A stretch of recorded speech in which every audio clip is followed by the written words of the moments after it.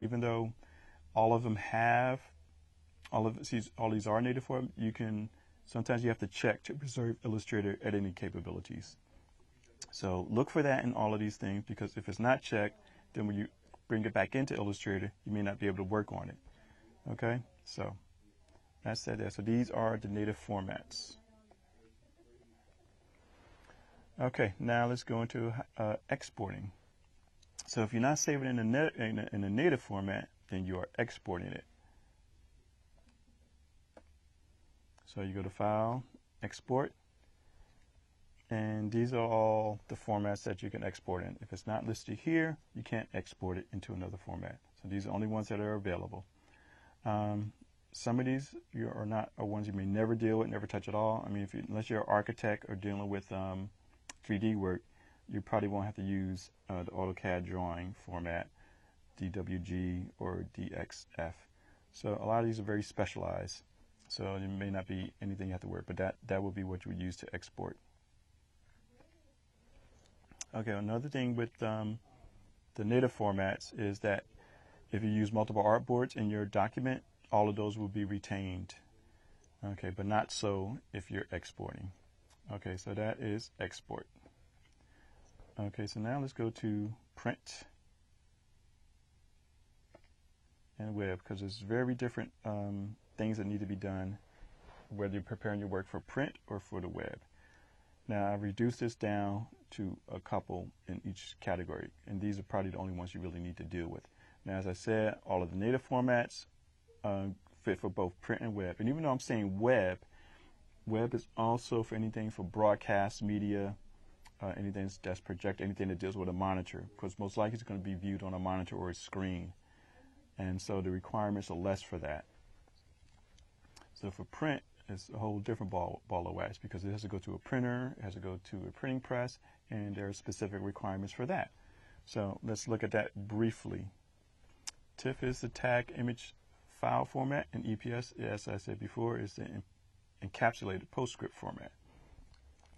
These are mostly the only ones you want to use for print. You can use PDF, like I said, also PDF is being used, and that's usually for people who aren't all that well versed in graphic design and printing specifications. And these PDF usually used when you're bringing it to a copy, office copy place, when you want to get some work done.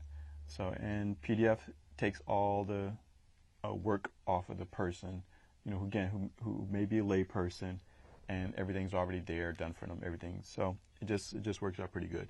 But basically, at a professional level, TIFFs and EPS are really the best way to go. But again, even at a professional level, sometimes PDFs are used because they create a smaller file size, and it's easier to transport from computer to computer, from flash drive to flash drive. Okay, so let's look at TIFF. So if I export and choose TIFF, and let's look at the options here. So you have CMYK, and this will be what you created in it, but you can change it afterwards. So you can change it grayscale or RGB, but if it's for print, you really don't want this to be RGB. So it'll be CMYK or grayscale. The resolution, 300 ppi is the minimum resolution for print. 600 is good for black and white. And actually you can go up as high as 1200. But let your printer tell you what the specifications are and include those there. Here's LZW compression. This compresses the file and make it smaller, but sometimes this creates problems when you go into a printer. So I usually leave this unchecked. Here's the embed ICC profile, and this is the normal one that's usually selected, the default. But again, your printer will either give you the profile to use or tell you which to select. So again, follow your printer's instructions in this area. The same for EPS. Whoops, didn't want to save that. All right, so now let's look at web. So file, save for web. And here you have different things that you can do here. So here, you can see I have this at PNG 8, and it's using 128 colors. Now if I boost this up to 24,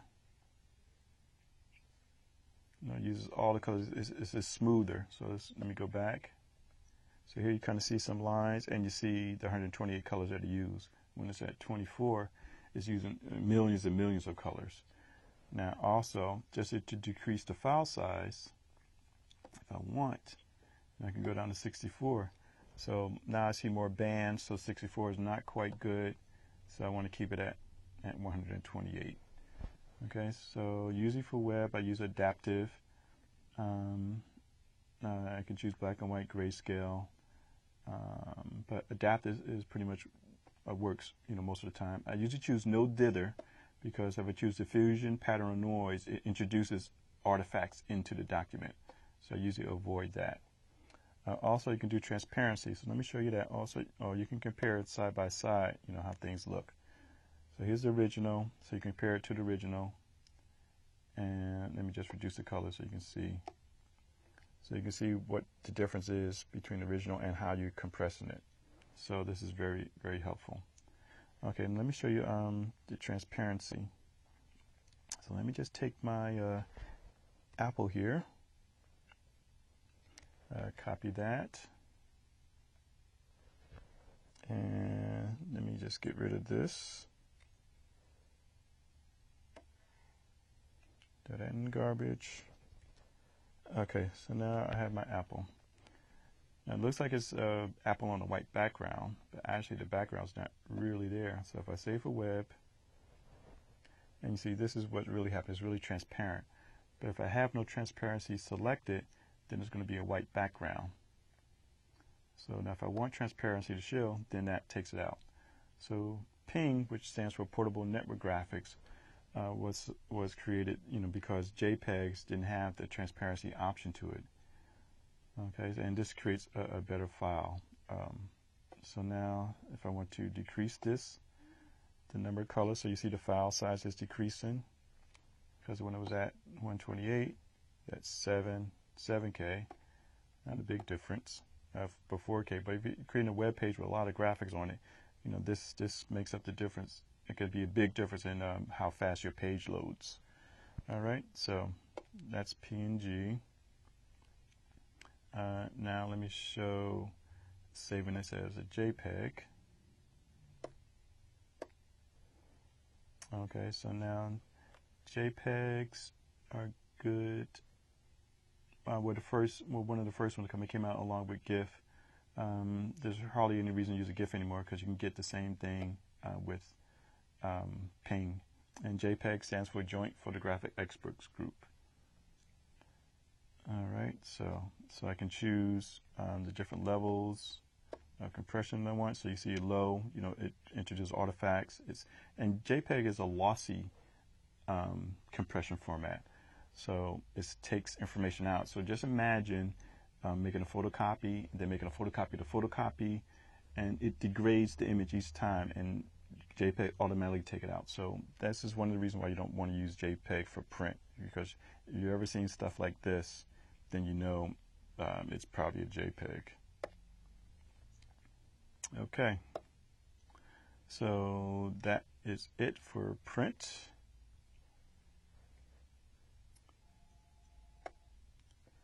And web.